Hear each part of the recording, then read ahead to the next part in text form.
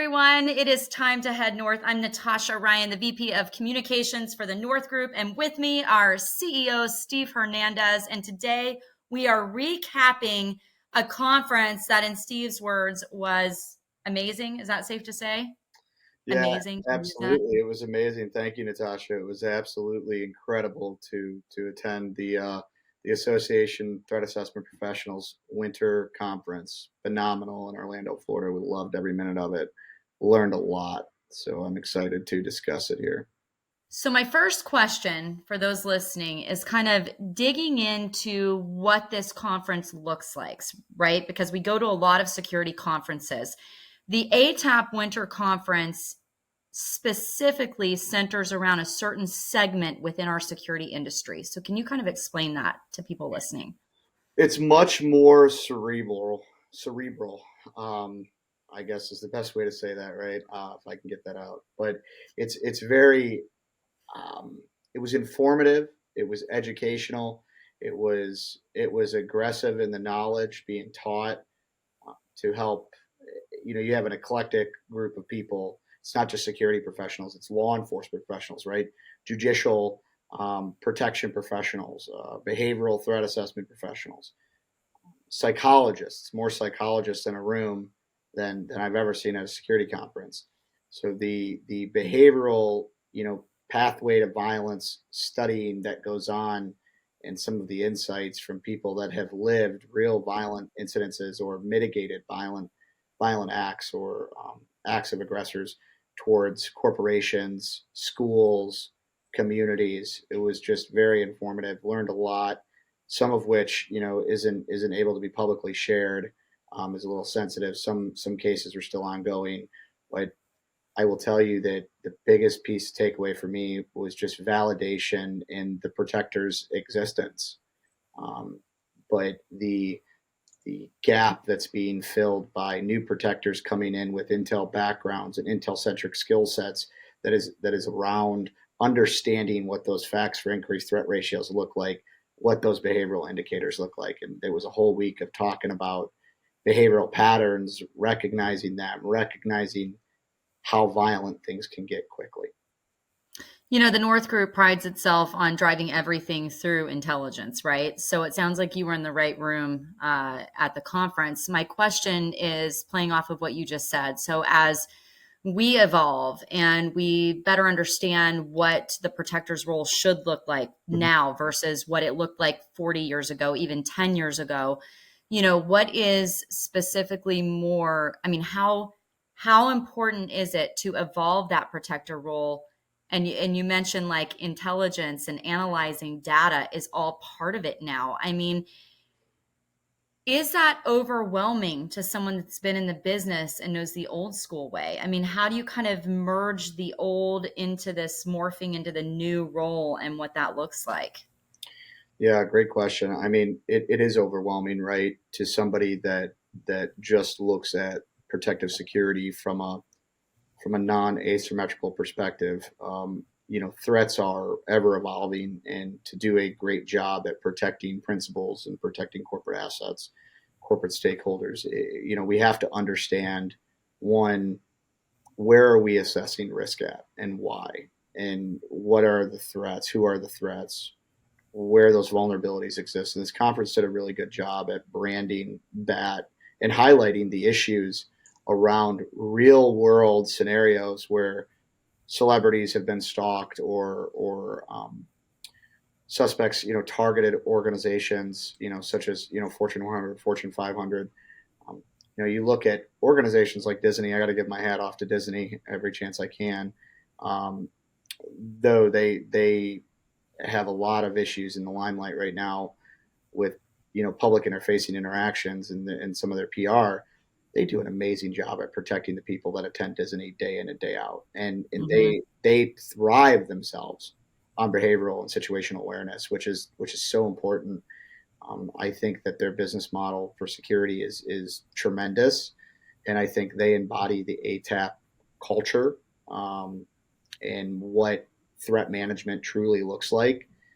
And to understand where threat management thrives and gets missed, you really have to go to the infrastructure of an organization or a vendor company such as the North Group or some of these other companies out there, that they're not just staffing companies. They're really looking at things from that asymmetrical perspective of how those threats are evolving, and that's what the conference did. The other point I want to really hone in on here is they didn't just give data, they gave case studies, and each piece of data was backed up by an actual incident or case study around a threat matrix that developed over a period of time and was either mitigated by good police work, good investigative work, good corporate security, threat management functions, but the integration of HR, legal, cyber, security departments, security providers, law enforcement, everybody kind of coming together in this public private partnership mentality, which we've discussed, to where there is no barrier between protecting people, protecting assets, protecting against liabilities. There's no barrier within ATAP when I was at that conference, right? There's a full scope approach to understanding what threats look like and what behaviors look like, and in tandem, how the different areas of responsibility are supposed to attack this issue. It's interesting you brought up case studies, and specifically, it sounds like that's one of the things that really stood out to you about the effectiveness of the speakers at this particular conference. Because when we were at IPSB in Vegas, Brian Flannery, who is a big part of ATAP on the West Coast, gave a case study. And you're right, when you have an actual case that you can go through, Yeah. you remember it. I mean, I remember his entire presentation because it was so interesting walking through the timeline of the case and getting a full encompassed look at what that threat was and how it all came out. So that's great. That was a part of it. I do want to throw in here, you're talking about Disney.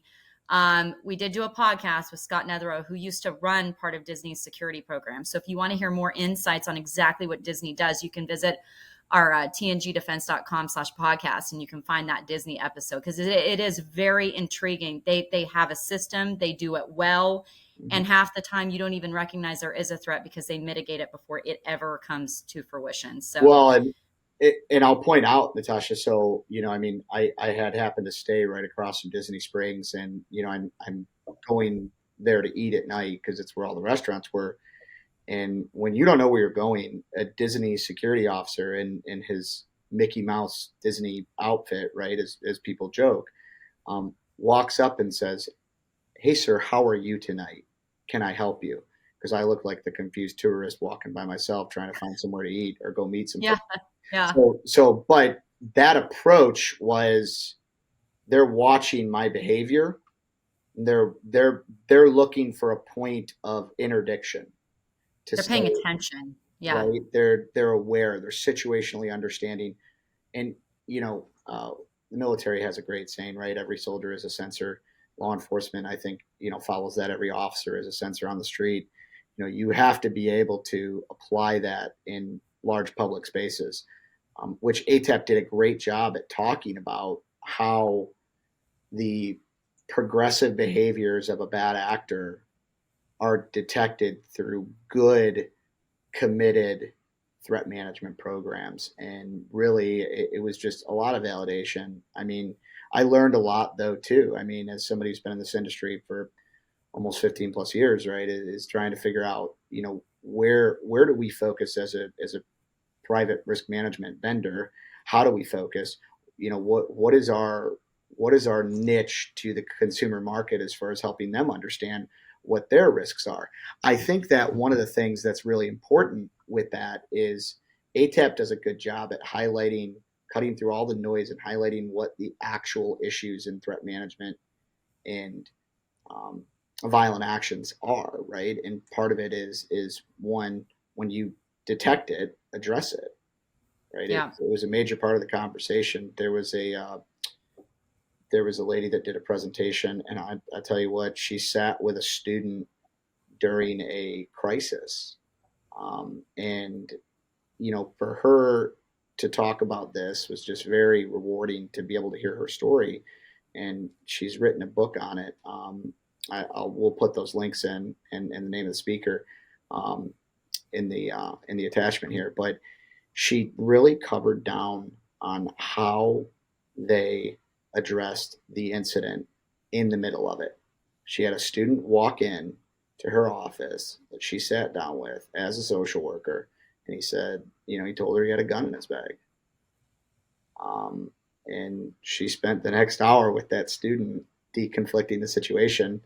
And there were some funny parts of the story, but the human side of it, right? Hmm. It didn't turn into throwing the kid on the ground and a run hide fight scenario, where some people would have. Some people would have, Right.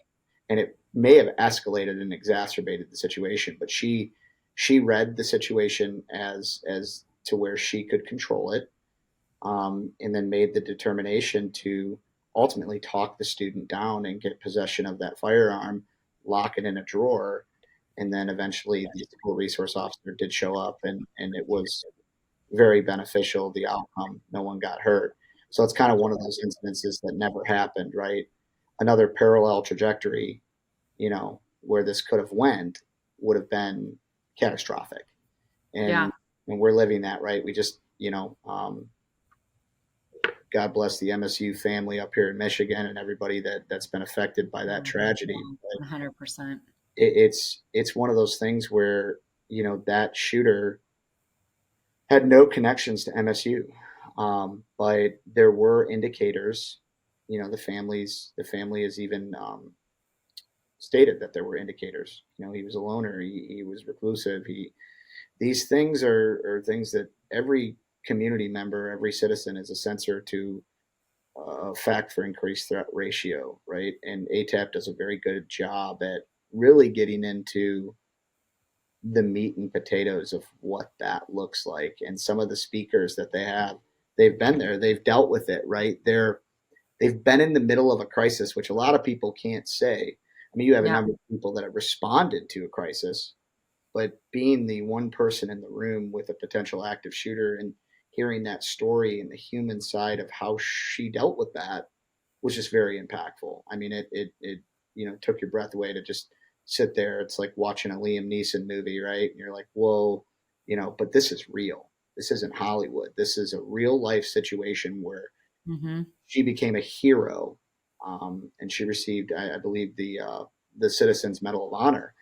Um, but that incident could have been very, very, very bad, and that was just one of many presentations, on kind of outcomes that never happened that were mitigated and prevented through good communication and behavioral understanding.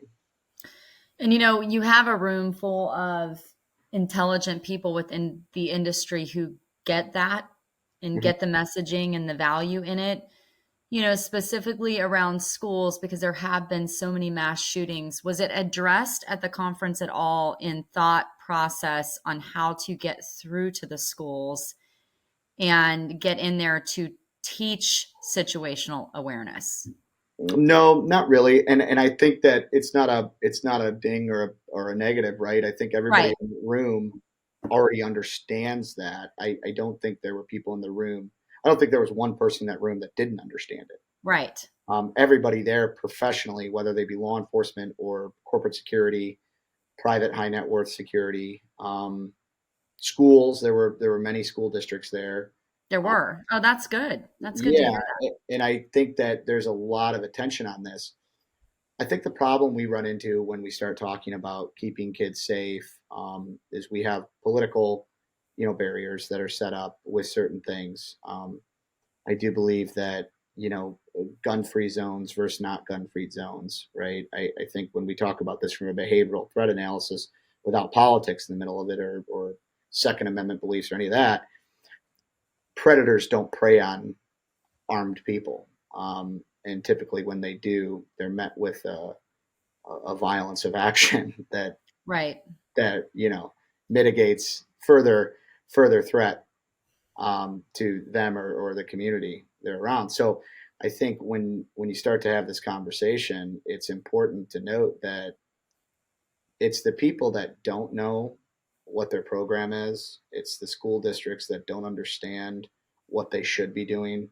Not wrong or indifferent. It's everybody needs to come together, community and government and districts and parents, and we need to make it a point that this conversation about what to do, um, is extremely important. And if it doesn't happen, um, shame on us.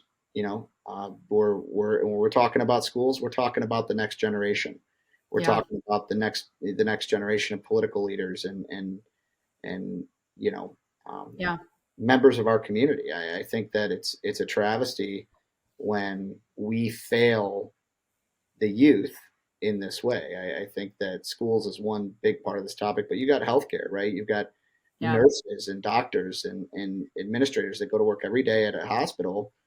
And I can tell you, we've got a great client that they go above and beyond to make sure their patients and staff and community members are safe within their healthcare network. And I think it's important. I think it's important to think about that. I think it's important to highlight failures.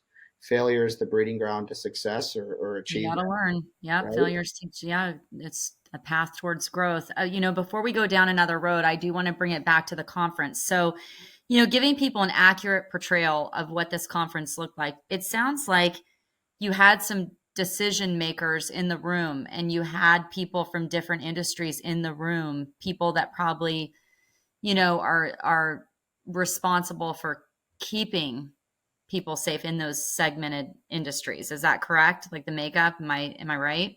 I would say that room had more decision makers in it than any other security conference I've ever been to, for sure. That's interesting. Okay. And then as far as the goal here is just to recap your experience, but also, people are always wondering which conference should I attend, which conference best fits our company's needs, our company's growth.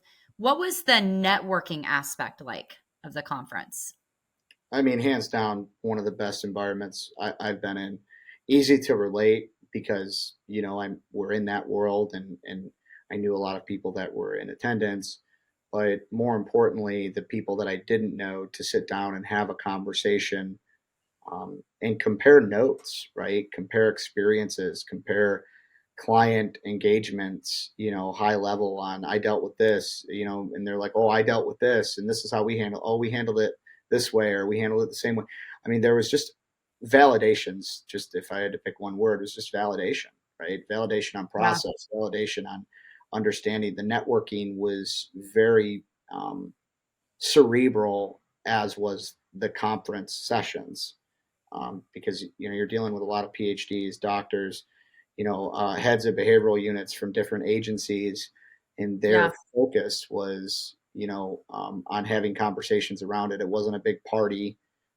It was really educational and oriented towards making sure everybody's walking away with a value add to their respective area of expertise or industry. I like this. And this is kind of the way, when I talk to people in the industry, especially on the podcast and in, just on a colleague level, the way that everyone wants to go is more of this collaboration. Leave your ego, talk about the failures, talk about what the misses were, and like, let's learn from each other and share information, share knowledge. And like, we're seeing more groups, industry networking groups that rely on this more so than, the old school way of doing business. So it sounds like ATAP has a pretty good hold of moving the industry forward in the way that people are desiring it to be. Is that accurate? Yeah, tremendous insight, tremendous leadership. They're very they're not compartmentalized, but they're very organized. There's there's a togetherness. There's different chapters, but there's a togetherness, right? When you meet somebody from the Great Lakes chapter, they welcome you with open arms. I mean, they're hey, let's compare notes. Hey, let's talk after. It's a great event. I won't miss an ATAP conference. I can tell you that. Totally tremendous. There you go. Final takeaway on this. I mean, what's something like every conference I go to, there's one session, right, where I remember a quote. I'm like, oh, and it sticks with me. I mean, with you, you obviously enjoyed the social workers presentation. Was there something else or a quote that like maybe you took with you as like the big thing you'll remember? I don't know about a quote, but I can tell you this: if on the validation side, the biggest piece was if you're responsible for protecting life and stakeholder liability or communities, this conference highlights all of the issues around what could go wrong when it really does go wrong. And I think for us as whether you're law enforcement or you're a risk manager, security director, that is that is really where the metal meets the meat with what we do. And I think this conference highlighted that above any other conference I've been to in the industry. And I think it was all about validation. It was about process. It was about analysis and why we do what we do, and then definitely a lot of tools to support it. I think there are more tools out there to support protecting people and stakeholder liability than there's ever been. And Yeah. they're only getting better. They're only getting Yeah. more technical and more AI driven and all these things. But the the foundation of ATAP is teaching the protector, the collector, the analyst. This is what it looks like. We are never going to lose that human effect. We're never going to lose that. And ATAP is a big validation for that and how important it is that we educate ourselves on what's going on in the world when it comes to threat management and behavioral threat management. Well said, sir. All right. Thanks to all of you for listening, watching, and you can, of course, check out more podcasts on our website under the podcast tab. So please do that. If you don't want to watch, you just want to listen, you can go to Podbean, Spotify, iTunes, and check out Time to Head North there as well. Steve, thank you so much as always. Thank you. Great insight on ATAP, and we will see all of you soon. Thanks, everyone.